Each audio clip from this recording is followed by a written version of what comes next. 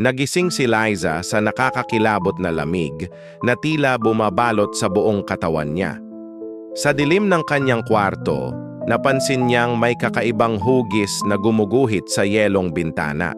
Lumapit siya, nanginginig hindi lang sa ginaw kundi sa kakaibang kaba na hindi niya maipaliwanag.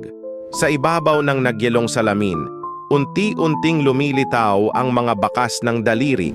Tila sinusundan ang bawat galaw niya ng may malisyosong intensyon. Wala namang ibang tao sa bahay. Mag-isa lang siya sa gitna ng katahimikan. Pinilit niyang huwag magpanik pero hindi niya mapigilang lumapit ng dahan-dahan. Bawat hakbang ay may kasamang pag-aatubili. Paglapit niya, biglang may anino sa kabila ng bintana. Humahabol ang mga mata, nanlilisik, nakatitig ng walang buhay. Biglang nagkaroon ng basag ang yelo at mula sa bitak ay lumabas ang malamig at basang kamay.